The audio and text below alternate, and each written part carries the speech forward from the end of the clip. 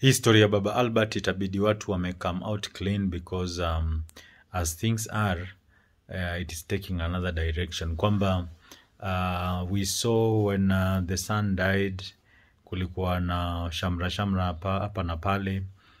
President Ruto alituma 2 million and from the information nilikuwa niko nayo ilifaa ikue ya mtoto Albert. Bibi Albert akapewa kazi Nairobi County.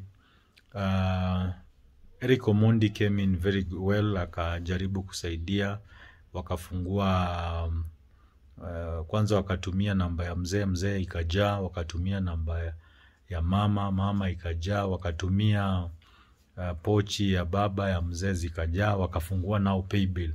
Now hii kitu sasa ikateka another twist, kwamba recently it has been reported kwamba mzee alienda kutafuta pesa kwa hiyo M-Pesa zake, hakupata kitu yoyote, hakupata hata senti. Yeah. And I think hii pesa ni ile yenye itamsaidia ku give the son a decent burial. Our condolences to the family. But ni kama Gen Z siku hizi wako sijui wako aje. From the comment section naweza pata kwamba wengine wanasema kwamba wame retaliate, yeah. Wame reverse the amount of money walitumia simply because maybe president aliyotumia pesa, which I don't think ni kitu mbaya.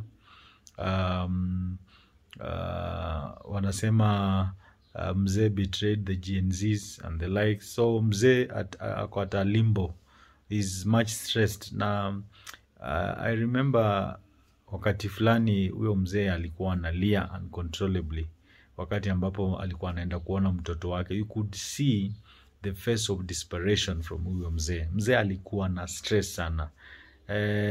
Sasa hii tena kumuongezea stress zingine tena, simtamaliza huyu mzee. Wajamaa kweni na huruma na huyu mzae. Huyu mzae that is the only child he has, yeah? Alikuwa anasema hana mtoto mwingine mbele wala mtoto mwingine nyuma. So wajamaa just pardon huyu mzee. Ni kifo ni kitu mbaya. Kifo ni kitu mbaya, na hakuna mtu utakia kifo ikuje kwao, but kimepata huyu mzee.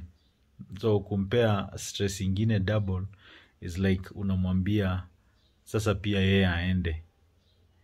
So let us support that family, guys. Or down the comment section, what do you think? Or is it right, or are we being hoodwinked to believe that mzee lost everything in his M-Pesa account? Those of us who are experts in terms of money transfer, yeah, and M-Pesa, could you please enlighten us down the comment section? Pesa zinaweza potea kwa M-Pesa ama ya pochi la biashara without transaction yoyote kufanyiwa na mtu ambaye ako na ile line? Na ikifanyika inafanyika aje? It is also alleged kwamba the SIM was also swapped. Please enlighten us down the comment section. But to the family of Albert, our condolences. May his soul rest in eternal peace.